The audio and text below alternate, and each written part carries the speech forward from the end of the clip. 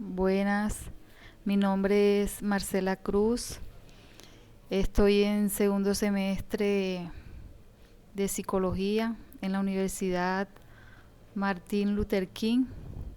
Hoy les voy a hablar sobre los fundamentos y mecanismos en el condicionamiento clásico y operante y de los mecanismos motivacionales.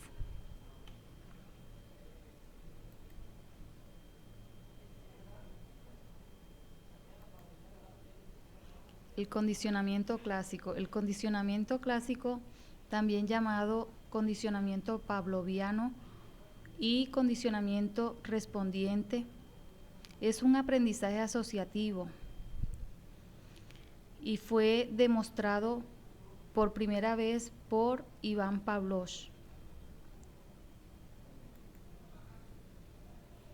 Es una respuesta fisiológica que un sujeto presenta ante un estímulo, conocida también como conducta respondiente o refleja. El organismo responde automáticamente a cualquier estímulo.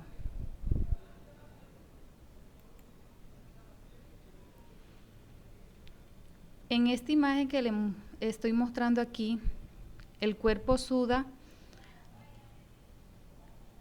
cuando la temperatura exterior aumenta.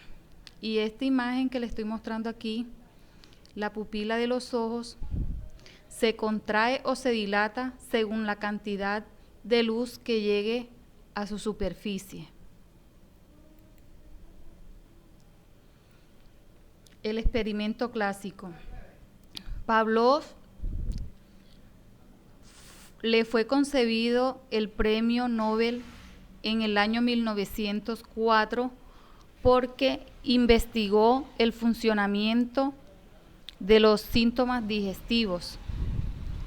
Además, descubrió que la salivación no solo se producía cuando la comida se introducía en la boca del perro. Pavlov, en su experimento clásico, emparejó un estímulo neutro, una campanilla, como le estoy mostrando en la imagen, con la que normalmente saliva cuando le muestran el alimento. También comprobó que después de mostrar algunas veces el alimento y hacer sonar la campanilla, el perro salivaba cuando la oía a pesar de no ver el alimento. Aquí como le estoy mostrando en la figura, que el perro, cuando una persona le muestra la comida y lo llama con la campanilla, él salivaba. Y aquí lo están llamando sin la comida y también está salivando. El perro había sido condicionado en tal forma que ahora respondía a un estímulo que antes no provocaba en él ninguna respuesta.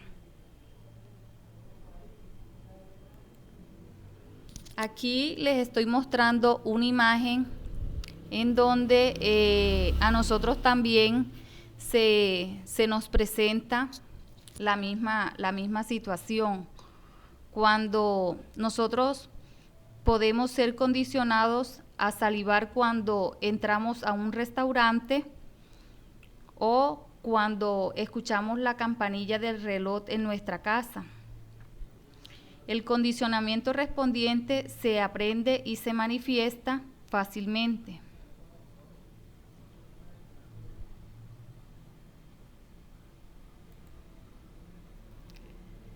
Aquí la conducta en la primera línea,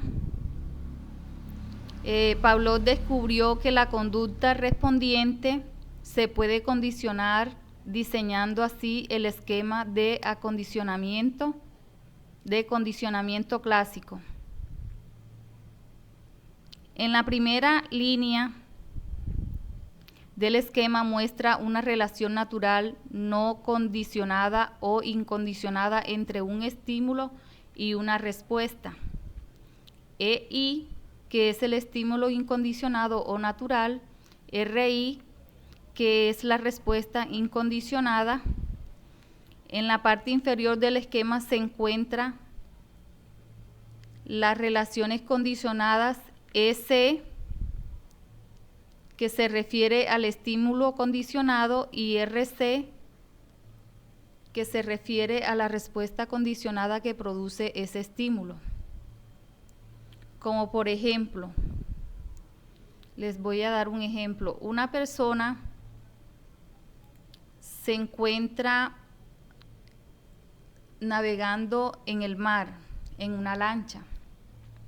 Debido a un fuerte viento, la lancha se vuelca. Después de esta experiencia, el sujeto siente miedo al agua. El estímulo incondicionado es la experiencia en la lancha. La respuesta incondicionada es el miedo. El estímulo condicionado son los espacios grandes como el mar. Y la respuesta condicionada es el miedo. Ahora les voy a explicar sobre el condicionamiento operante. En el condicionamiento operante es un concepto que se deriva de la corriente conductista de la psicología y fue propuesta por Skinner, en donde los seres humanos y animales moldean su comportamiento. Según Skinner, existen 4 formas de moldear el comportamiento. Están los refuerzos positivos, refuerzos negativos, extinción, castigo. En los refuerzos positivos les traigo como un ejemplo cuando una madre le regala a su hija por haber ganado el año. Y también les muestro aquí cuando un jefe premia a un empleado por su buen desempeño en el trabajo. Los premios aumentarán la probabilidad de que la conducta deseada se repita. Ahora les voy a hablar sobre los refuerzos negativos. Consiste en poner una situación desagradable al sujeto hasta que éste muestre la conducta deseada, como por ejemplo, vemos el berrinche de este niño.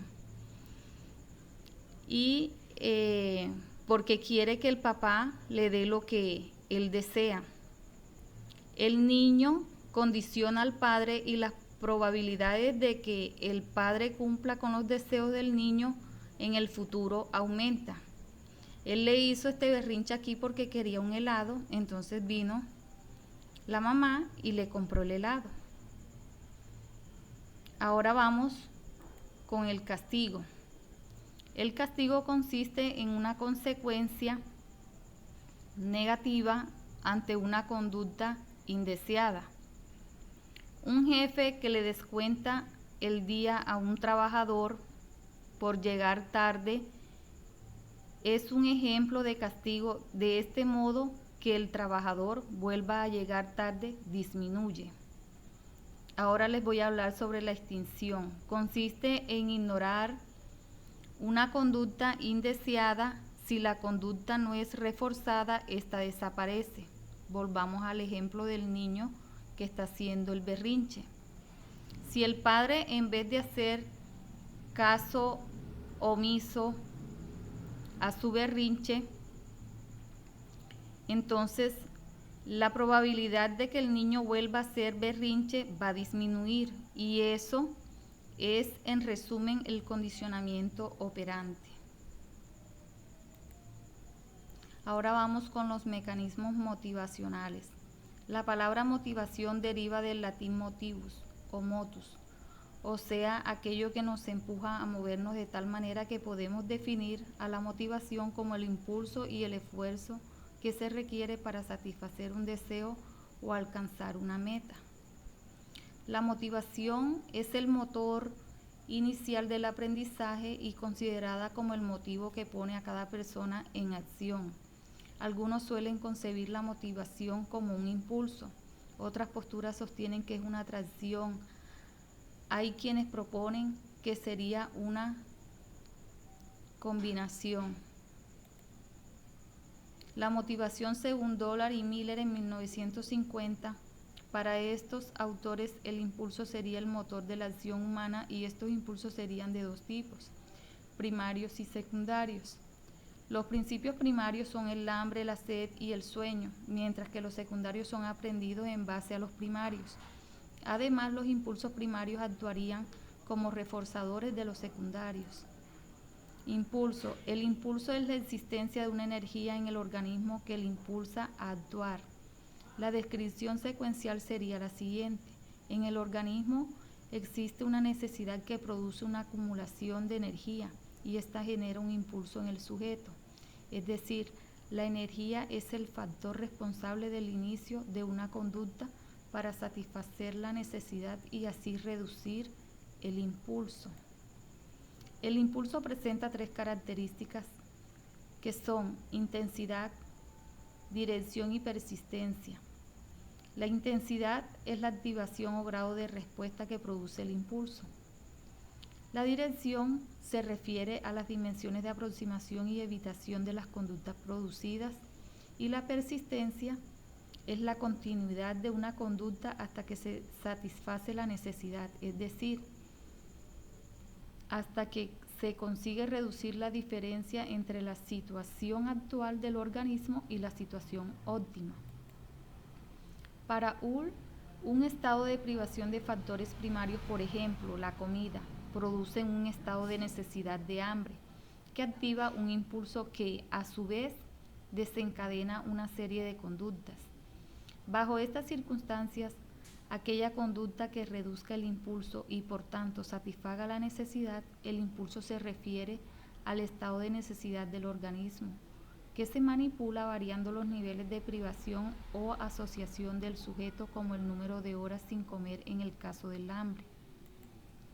Incentivo. La motivación del incentivo se entiende como un factor mediador entre las características de un objeto meta y las respuestas dirigidas a dicho objeto meta. En general, los incentivos son considerados como generadores de energía, generadores de emoción y portadores de información. Gracias.